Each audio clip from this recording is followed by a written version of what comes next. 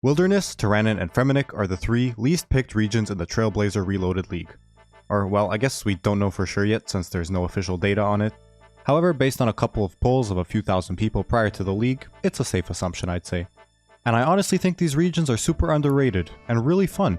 My goal for this episode is to unlock my third and final region, Fremennik, and complete my WTF path, the least common path in Trailblazer Reloaded. But before I set off to complete a bunch of tasks, I have to pick up where I left off last episode. I successfully completed the Gauntlet, and now it's time to complete the Corrupted Gauntlet. My stats are still quite low, but I told myself I'd keep at it until I got one successful completion. Alright, let's see how disastrous this turns out to be. And right off the bat I messed up the 5-1. That is going to need a lot of work from me.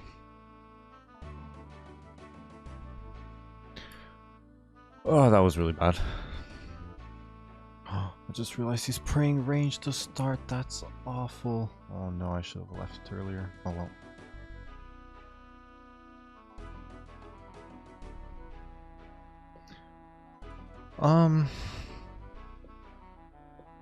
Yeah, I think I'm gonna wait a while, to be honest. I'm not very good at this, as it turns out. I only have one Corrupted Gauntlet kill anyway, so even with League's buffs, with these stats, I'm just not doing a whole lot of damage, and I am finding the 5-1 method a little bit difficult to keep track of, especially considering how fast you get those 5 shots off, so I'm gonna come back to this later.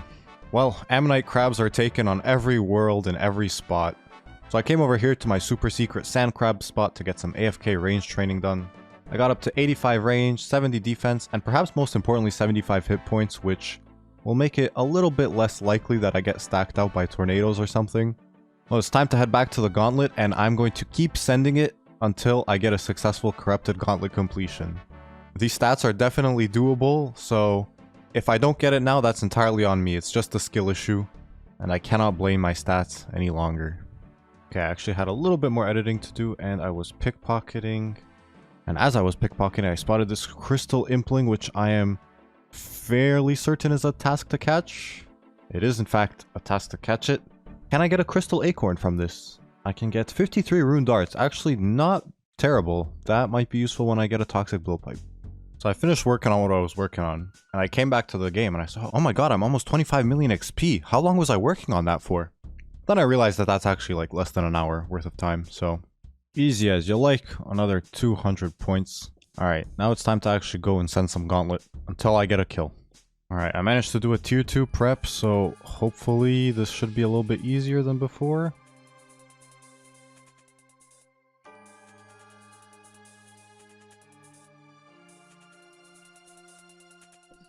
Of course, I stood still for a second. Oh god, that was going not terribly either. Okay, another tier 2 prep done, and this time I'm gonna leave the scepter in my inventory so that I can more easily melee him without having to unequip my my bow.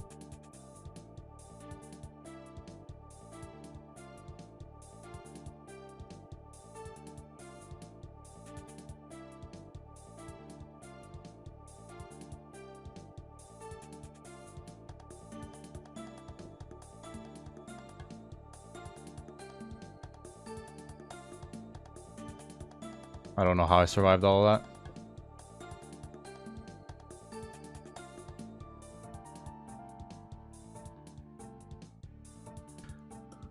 Oh, okay, well, that didn't take quite as many attempts as I thought it would. I only planked 3 times. That's okay, not terrible to be honest. I was expecting this to be a lot harder than it was. I hate this 5-1 method to be honest, but over 11 minutes even with all my boosts, yeah, you can tell that I'm not that great at the Gauntlet. For now, I'm going to set aside the Gauntlet, and I'm instead going to really focus on getting this done so that I can unlock my next relic, because it is going to be a huge one. It's time to show where Banker's Note really shines, and that is rune crafting. What do you mean you guys are camping abyssal creatures for a cosmic talisman? Don't you know you can just go through this portal? What are you doing? Rune crafting is so ridiculously fast with this Banker's Note. It's like, oh, I just got the level for chaos runes. Well, time to move on to nature runes. Alright, so it looks like at my current pace it has stabilized just shy of 13 mil XP per hour, although I am missing ticks, so it probably could go higher, but oh, you know, even at that pace, you know, what, I have like an hour until 99 runecraft. Well, I don't have enough essence for it. But you know, once I do have enough essence, it'll take me less than an hour to get 99 rune crafting. Like, maybe that's the only thing that can make 99 rune crafting bearable, I guess. Hi there. I just wanted to say thanks for being here, and thanks for liking the video. I'm super grateful for how many views the last video got, and from some preliminary analysis of the data and some inferencing as to how the YouTube algorithm works, I think that likes are super important for getting the video out there. I appreciate everyone who leaves a like on my videos, and I would really appreciate if you could do the same for this one. Thank you so much.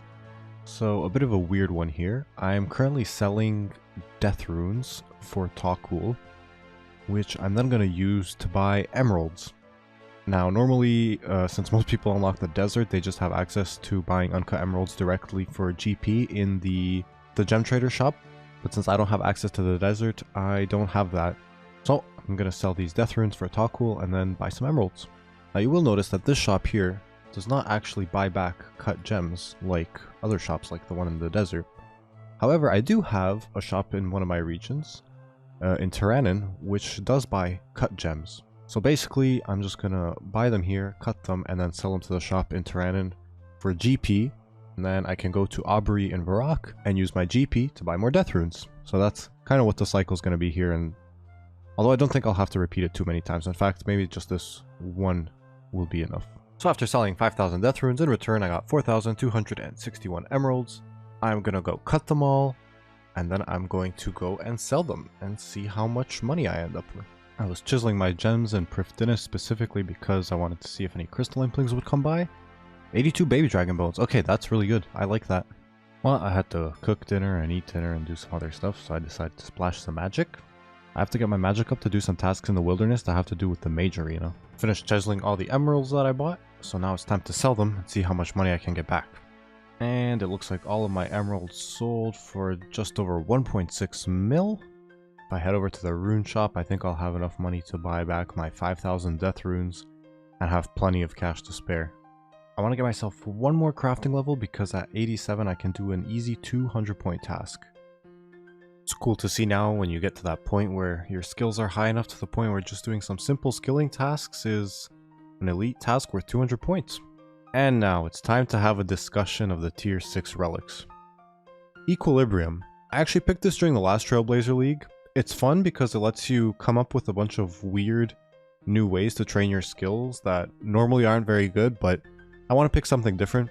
Farmer's Fortune is basically perfect for training farming in Herblore since it makes all of your crops grow instantly and gives you a lot more yield. But for me, I'm going to take the Ruinous Powers because they give me better offensive prayers than I have access to right now. Better offensive prayers let me hit bigger numbers, and big number equals neuron activation. And that's what I'm after, so I'm gonna take the Ruinous Powers. Now of course if I switch to them here, you'll see that I don't actually have the prayer level to activate any of these, so I will be staying on the standard spellbook for now, but I will make it a goal to get my prayer up very soon. Time to quickly knock out 3 Herblore tasks. Nice. Oh, we just got a dragon impling. I came here to Puro to catch some eclectics for medium clues, and I also got 120 points worth of task, well 200 now with the dragon impling caught. So there's some stuff that I will really need from dragon implings in the future to buff my range setup. Notably, dragon darts and dragon arrows. So hopefully I can get one of those too. Although, you know what? I will say a glory would be nice as well. Okay, elite clue. Oh, okay, 3 poison dragon daggers. That might be useful in the future. And some money as well. And I got my first elite clue, which I will try to complete after this. Alright, so I think I'm going to call it there for now in terms of impling hunting. I got 13 medium clues, which I'm going to do, and hope to get some prayer boosting items actually because, well, I've looked at the prayer drain rates on the Ruinous Powers, and they seem kind of high, so because my range accuracy is already as good as it is with my relic buff, I think I'll just want to wear some prayer boosting gear to make it a bit less annoying. I also got 1 elite clue, of course, from the dragon impling, and probably the item I'm actually most happy about is these 12 watermelon seeds, because I really need a way to train farming, and those will be pretty nice once I get a few more levels so that I can plant them. The nice thing about doing clues on this account is that I can get both passive magic and agility XP at the same time. Now that's called no XP waste. Alrighty, it is time for yet another installment of opening boxes. Nothing humans find more fun than opening boxes and finding what's inside. Unfortunately, I wasn't able to complete all the medium scrolls I had. There's still a bunch of steps that acquire items that you can't actually acquire in your regions, so hopefully they fix that for next week. Alright, let's go through them in order of difficulty. Beginner clue, terrible. Easy clue, very nice. I got some prayer boosting gear, which is what I was after, as well as a medium task, as well as some fashion. Alright, medium clues. Oh! Okay. Ranger boots on the second clue. That's perfect. And that's a hard task. And I have this gold trimmed green D-hide to go with it. I mean, how it doesn't get more fashionable than this? Just look at this. Oh, a master clue. Oh, that's really cool. I would really like to be able to complete that. Gilded climbing boots. That's actually really good since that gives me some strength bonus until I... Oh my god. You can't actually wear them without doing Death Plateau, so they are entirely useless to me, actually. That's unfortunate. A giant boot. Now that is fashion. Who says you need to take the clue relic? You can get all these tasks done without the clue relic. Cool, so I opened my master clue, and this step I cannot do because I cannot start the Legends quest. I guess this is probably going to get fixed soon, but unfortunately, because this step is already decided on this master clue, I'm going to safely assume that it'll just be uncompletable, which is unfortunate. Alright, no more time for dilly-dallying. I really need to get this third region unlocked and complete my path least followed. Or at least so the assumption goes. 35 tasks to go. Any task will do. I don't care how many points they're worth. I'm just going to try and get as many done as quickly as possible. The only thing that could make me take off these Sage's Greaves are these Ranger boots that I just got. Well, thank you so much to Mr. Iron Man Hater for allowing me to cast a spell on him for the Wilderness Diary. So another great thing about doing the Mage Arena is that casting every single spell is its own task. So that is a very easy way to get 3 whole tasks done. Oh, there we go. Only 6 KC of Crazy Archaeologist to get myself a rune crossbow. I figured it was about time to retire these U-bows. Honestly, they were a lot weaker than this crossbow is going to be. This thing is amazing because of how the ranged relic works this league. Instead of firing every 4 ticks as it normally would on rapid, it's going to fire every 2 ticks. And every 2 ticks, it has a chance to activate a bolt special effect. So I think this is going to speed up my ranged a lot, and it was exactly what I was looking for to start Slayer training. So I just have one more thing to do before I can start Slayer, and that is 28 tasks to unlock the Fremenic area. The reason why I want to unlock the Fremenic area before starting Slayer is that there are so many Slayer tasks there that have superior creatures, and I really want to make use of my new Bloodthirsty relic. And, well, to spawn Bloodthirsty superiors, you need to be able to spawn regular superiors. So my crossbow is gone. I was alching these ruby rings, and I guess I somehow managed to alch my crossbow, and I already alched my other one, so I don't have a spare.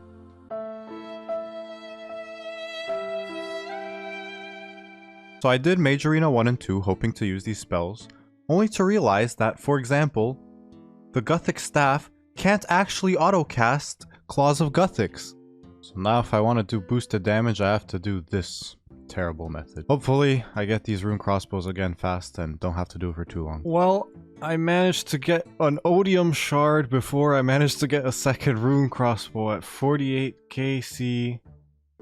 Still going. I mean, you know what though? This is going to be a really good upgrade anyway, so I'm happy that I got it. But I would also really just like that rune crossbow right about now. Finally! Oh my, this took so 72 kills. That's 1 in 25. Why did this take so long?